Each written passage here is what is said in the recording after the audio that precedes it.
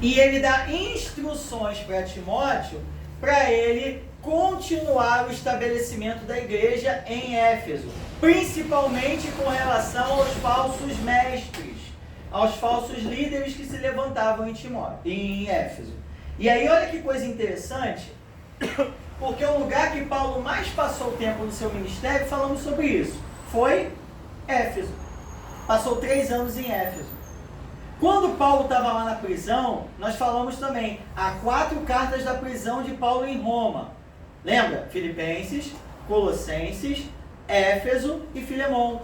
Se você olhar na saudação de Paulo, das 4, 3, Timóteo está lá. Timóteo está lá com Paulo na prisão. Então, quem ele deixaria o lugar ou a igreja na cidade que ele passou mais tempo? O seu discípulo mais fiel. Então, ele vai deixar Timóteo lá, só que Timóteo, ele era um camarada que tinha algumas limitações na sua vida. Primeiro, ele era um camarada tímido. Ele era um camarada jovem. E aí, vamos lá para 1 Timóteo 4,12, por favor? Por quê? Quem abriu, leia. Porque, rapidinho, porque naquela época, a antiguidade era posto. Então, Paulo vai dizer para Timóteo, ninguém, por favor.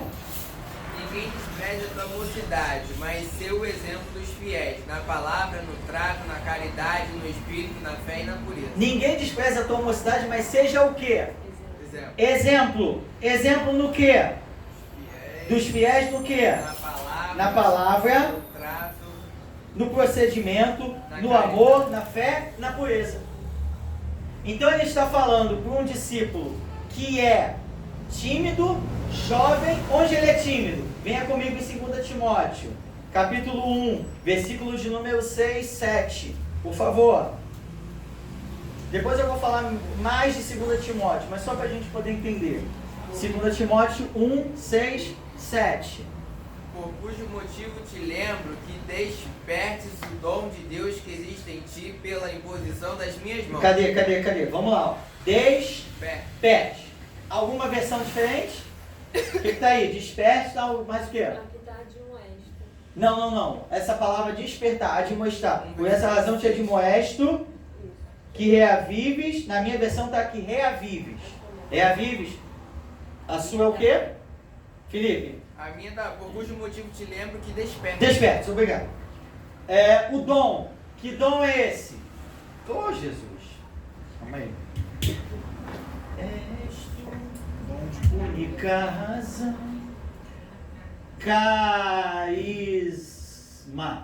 O dom que está sobre ti. Despertes. Se precisa despertar é porque está adormecido. E na nossa versão, como é que está, Rai? Reavive. Se precisa reavivar é porque está morto. O dom que é em ti, o qual foi dado por imposição. Versículo 7, querido, por favor. Porque Deus não nos deu o espírito de temor, mas de fortaleza. Espírito de temor. Covardia, de medo, mas o quê? Mas de fortaleza e de amor e de moderação. Isso. E por que Timóteo permitiu que o carisma dele fosse morto, adormecesse? Por causa do medo. Medo. E aí, dom que não é trabalhado é um dom que atrofia. Entende? É igual músculo. Não vou fazer aqui. É igual músculo. Vai para academia. Alguém aqui já foi para academia? Não. Só tem preguiçoso. Só tem preguiçoso? Meu povo trabalhador. Parece não, mas já fui para academia na minha vida. Parece não. Fui para academia. Não, fiquei 5 anos. É sério. Ela sabe que eu fiquei 5 anos. Depois ela chegou e acabou com tudo, né? Quase isso. Não, quando eu casei, pai. Menino, eu casei, eu tinha 64 quilos. Eu tenho 78. Você me conheceu? Conheceu. Eu tenho 78. Não engordava nada. Ainda pensa como você. É verdade. Fala, mas você tá magrinho. Não tinha engordado. Engordei 14 quilos. 14 quilos. Tô bem, tô bonito. Prepara aquele... Obrigado. Voltando. Mas voltando aqui. Aí você vai vai para academia, você não pega lá no bíceps 20 quilos. Você pega 2. Depois o músculo vai crescendo, vai 3, 4, 5, 10, 15, 20. Mas imagina que eu pare. Beleza, cheguei no 10. Aí eu parei 6 meses. Quando eu voltar para academia, eu volto pegando 10? Não. Volto pegando bem menos. Por quê? Porque o músculo atrofiou. Dom espiritual é a mesma coisa. 30 anos atrofiado. Oi? 30 anos atrofiado. Dom espiritual é a mesma coisa. Dom que não é usado atrofia, adormece e morre. Isso é muito importante. Tudo por causa do medo. Ai, será que eu devo falar? Quer ver? Eu vou dar um exemplo de mim, tá bom? Vou dar um exemplo de mim. Eu estava falando sobre dons espirituais numa classe. Estava falando sobre dons espirituais, estava falando sobre a palavra de revelação junto com os dons de cura. Porque, por exemplo, quando Deus fala assim, Deus está te dizendo, Deus está me mostrando que você está com um problema na coluna. Isso é uma palavra de conhecimento. Mas não é só para revelar que está com um problema na coluna. É porque Deus já quer curar. E está orando e orar para curar. E a cura vai acontecer. E até para despertar a fé de quem ora e de quem recebe oração. E eu estava falando exatamente isso. Olha, Deus está me mostrando que você está com um problema no joelho esquerdo. O que a mulher falou para mim? Realmente, eu estou com um problema no joelho esquerdo. O que eu fiz? Não, continuei a aula, não orei. Por quê? Medo. É uma boa oportunidade de usar o dom. Uma boa oportunidade. A gente sempre aprende com erro. E marquem. Qualquer... Todas as oportunidades que a gente tem. É por isso que Paulo vai dizer para Timóteo, pregue a palavra a tempo e a fora de tempo. Por quê? Usa o dom, querido. Usa o dom que Deus te deu. Até porque dom, a gente sabe que é carisma, mas dom também é o quê? É um presente. Então, Paulo, ele deixa esse discípulo medroso, tímido, jovem em Éfeso. E ele vai dizer agora, volta comigo por favor, em 1 Timóteo, exatamente as instruções que Paulo dá a Timóteo para como ser um pastor, um líder na igreja de Éfeso. E aí, tinha muita coisa para falar, mas eu quero só dizer o seguinte, que Paulo dá qualificações no capítulo 3, olha que coisa importante. Paulo dá qualificações a Timóteo de como deveria ser um presbítero. E aí a igreja, tá? Porque ele usa a mesma palavra, presbítero, bispo, tá? Tem igreja que vai usar presbítero, tem igreja que vai usar bispo, tem igreja que vai usar pastor. Se você olhar, ele dá em torno de 15, eu não vou saber agora, mas ele dá 15 qualificações. Todas, menos uma, tem a ver com caráter e não com carisma. A única que tem a ver com carisma é que o presbítero tem que ser apto para ensinar. De resto, todas têm a ver com caráter. E a pior desgraça que pode acontecer para uma igreja é uma pessoa ser elevada à condição de líder pelo seu carisma e não pelo seu caráter. E aí Paulo vai dizer isso. E ele vai falar mais coisas. Eu só quero destacar aqui com vocês. Leiam isso, por favor. Veja, olha como Paulo é cuidadoso com Timóteo. Veja, lembra de 2 Timóteo capítulo 1? Lê o capítulo 4, versículo 14. Estou em 1 Timóteo. Veja. Não desprezes o dom que há em ti, Isso. o qual te foi dado por profecia, com a imposição das mãos do presbitério. Outra exortação. Não despreze, não seja negligente com o dom que há em ti. O tempo todo Paulo está despertando Timóteo a exercer o seu ministério. Agora, olha o cuidado de Paulo no capítulo 5, versículo 1 e 2, por favor. Não repreendas ao homem idoso, antes exorta-o como a pai, aos moços como a irmã. Lembra, exortar é paracaléu, chamar para o lado, chamar para perto. O que ele está dizendo? Não repreendas o homem idoso. Continue, desculpe, por favor. as mulheres idosas como a mãe, as moças como irmãs, com toda a pureza. Olha o cuidado. Fale com os idosos, com os homens idosos, como pais. Trate-os como pais. As idosas como mães. Aos moços como irmãos. E as moças como irmãs. E ele diz mais, com toda pureza. Bem?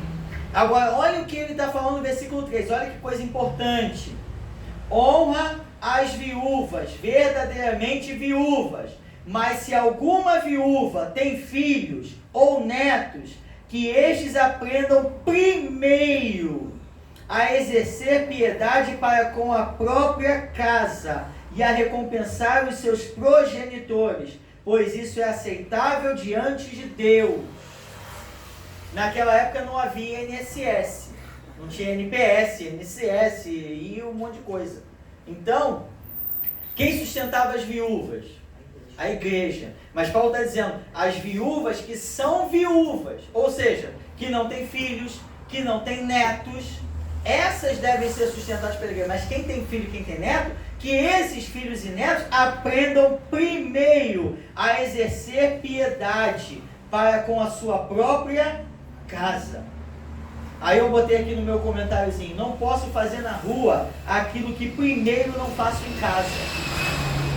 Eu não posso ser bênção na rua e uma desgraça em casa. E aí ele vai dizer no versículo 8, ora, se alguém não tem cuidado dos seus, especialmente dos da sua própria casa, tem negado a fé, e é pior do que o descrente. E Paulo é sutil, eu gosto dele por causa disso. Ele é sutil.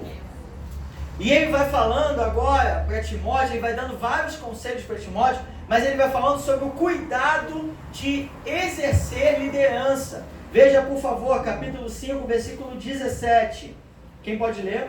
Devem ser considerados merecedores de dobrados honorários os presbíteros que presidem bem, com especialidade, os que se afadigam na palavra e no ensino. Eu gosto desse versículo, ele está dizendo que os presbíteros que se afadigam, cansa a palavra e o ensino, devem receber dobrado.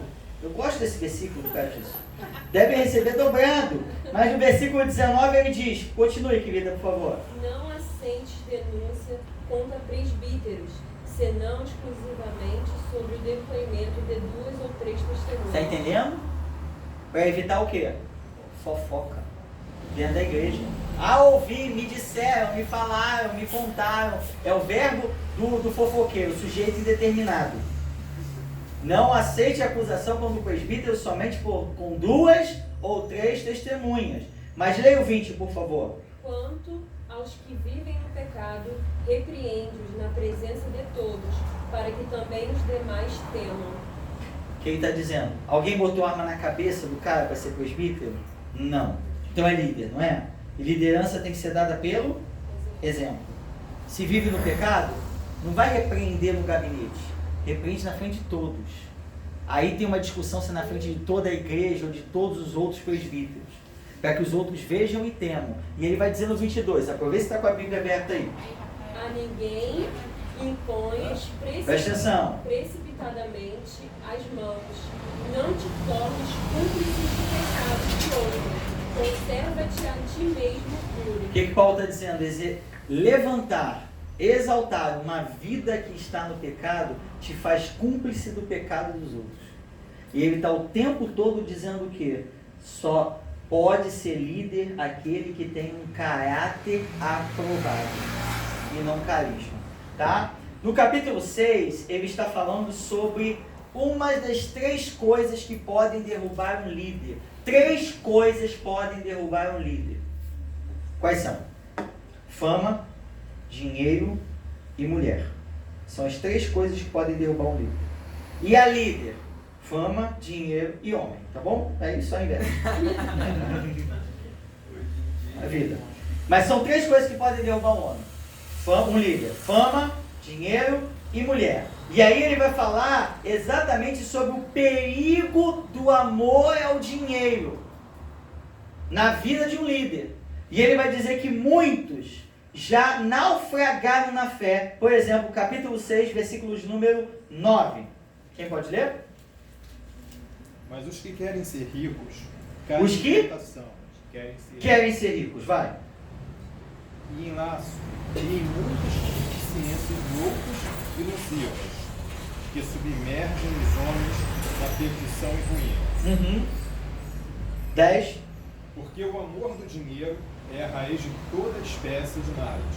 E nessa cobiça, alguns se desviaram da fé e se trespassaram a si mesmos com muitas dores. Ele está falando que o amor ao dinheiro é a raiz de todos os males. E muitos nessa cobiça já se desviaram. E ele vai dizer no versículo de número 11. Eu gosto quando ele fala, tu porém. Versículo 11, por favor. Quem pode ler? Pode ler. Por favor. Mas tu, ó homem de Deus, foge destas coisas. Foge dessas coisas. Tudo bem? Foge dessas coisas. Quando a gente entende que a gente é carne, pecador, que a gente tem uma natureza pecaminosa, a gente não pode dizer assim, eu sou forte nessa área, ou nessa área eu não sou tentado até não ter a necessidade. E o diabo, ele sempre coloca a necessidade, sempre coloca a oferta quando há necessidade. O que a gente não pode fazer é cantar aquela música, gosto tanto de você, pecadinho, e aí vou lá, alisando o pecado, não sou fortão, sou fortão. Então o que Paulo está dizendo? Homem de Deus, ele não chama, olha que coisa interessante, ele não chama Timóteo de o garotão, o fracão, ele está chamando de quê? O homem de Deus, foge dessas coisas, foge. Subestimar o pecado. Eu não posso subestimar o inimigo, o pior inimigo, que sou eu. Porque a Bíblia diz o quê? Sujeitai-vos a Deus, resistir ao diabo e ele fugirá. Mas com relação às paixões da carne, da minha natureza, eu tenho que fazer o quê? Fugir. Porque soberbo é aquele que diz, sou fortão. Aqui, ó. Vamos lá. Imagina, só termino com isso. Imagina que se eu atravessar essa linha aqui, eu estou pecando. Eu posso ficar aqui? Estou pecando? Não. Mas estou por cá. Mas convém eu ficar aqui? Eu estou vendo o pecado. O que eu tenho que fazer? Fugir. Por exemplo, vou botar uma coisa que não é pecado. Imagine que você seja viciado em chocolate. Aí não tem chocolate nenhum na tua casa, você diz assim, ó, não vou comer chocolate. Aí você vai no mercado. Passa logo na sessão. Passa lá na sessão de chocolate. Promoção, Aí você vai assim, ó, não, eu vou comprar, eu vou levar, mas não vou comer. Se for lojas Aí levou. ele bota na caixa. Aí levou pra casa. Assim, com sapato. Sapato? É, quase isso. Enfim, aí levou o chocolatinho. Aí chegou em casa, botou lá na geladeira. Tá lá. O marido vai comer, o filho vai comer, alguém vai... Não quero não. Aí você tá em casa vendo, sei lá o que você tá vendo, Netflix, aí eu abro lá, vou beber uma água, aí tá lá. Aí aquele chocolate, aquela coisa assim, né? Não dá pra fazer. Só vou pegar. Aí fica do lado do chocolate, o chocolate do seu lado. Só vou abrir. Só vou comer um pedacinho. Só um pedacinho. Quando que a pessoa pecou? Quando comeu? Quando comprou.